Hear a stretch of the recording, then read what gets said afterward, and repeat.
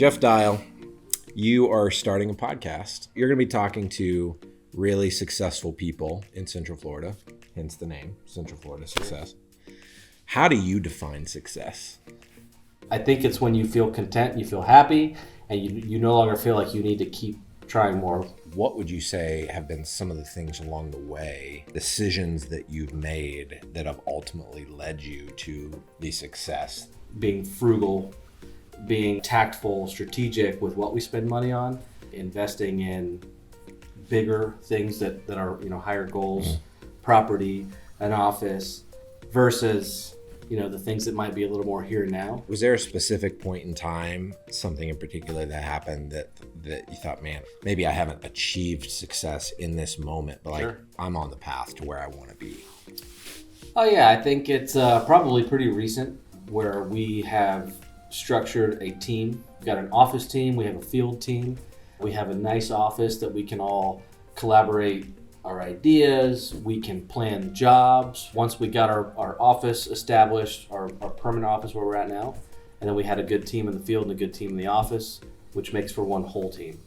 What's the scariest risk that you've taken as an entrepreneur? Taking on the overhead of having people who rely on you for a paycheck, the insurance. It also is motivating to make sure that we keep on course. What's a commonly held belief about success that a lot of people would probably say is true, but you disagree with? Everybody thinks make a ton of money, run your own company, you're successful. What I think reality is, start a company that people can rely on for their own success within your company, establish to a point to where you can now do the things that you want to do.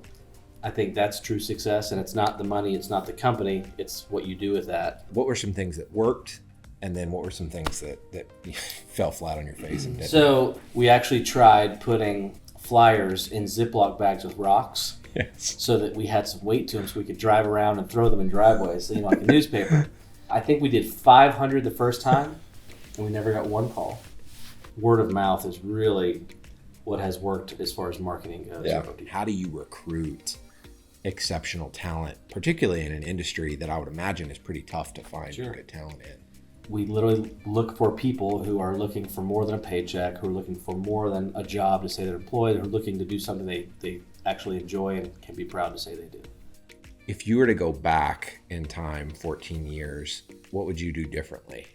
Probably just a little more risky investment in the company.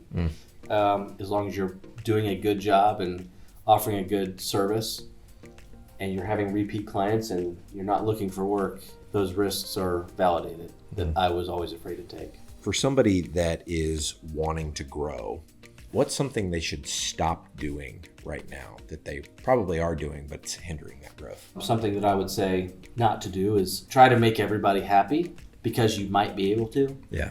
Versus doing what's right for yourself and your company and the growth. Has there ever been a point in the journey these last 14 years where you were ready to throw in the towel? A challenge builds a stronger drive for me. So when things really upset me or really make me frustrated, I figure out, all right, what happened? How do we do that differently? Because I'm not doing that again. So no, I've never been ready to throw the towel in. What's your ultimate goal? My ultimate goal in life is to build a successful enough company that I can spend time with my family and myself without being constrained to the company first. Yeah. That everything's fine and having no fear or no care of what's going on because you know that it's operating well and you can do what you want with a free, good feeling. Yeah. Jeff, what's a commonly held belief around construction that you passionately disagree with? So one thing in construction that I get asked all the time is square foot price. I just get asked all the time, and I try not to offend people, or I don't want to, burst their bubble, but you just can't give a square foot price if you want to give real numbers and do a good job for somebody for the best value you can.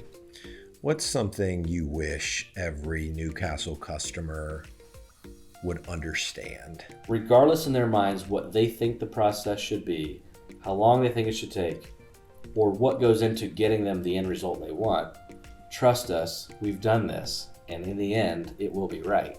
What's the gnarliest problem you've had to solve in a project? We hit a main gas line to a neighborhood. We did all of our due diligence. We called before we dug, and the way it works is, the companies come out and they check for utilities, gas, electric, water that leads up to the service of a home. The job was going well. I wasn't there, and I get a call from one of my guys, and he's freaking out. He's like, "Hey man, I hit a gas line. Who do I need to call?" And I said, "What's that noise? It sounded like a jet in the background. It literally sounded like an air lighter." He's like, "It's a freaking gas line." The gas company made the repair. They made sure that we did our due diligence and called in, and everybody was okay. But to hear, you could smell the gas around the entire neighborhood. All the neighbors came out, and it all worked out. We talked to everybody. With one piece of advice that you've learned over your kind of 14-year journey in entrepreneurship, what would be your parting piece of wisdom? You have to finish the job, and you have to do it right.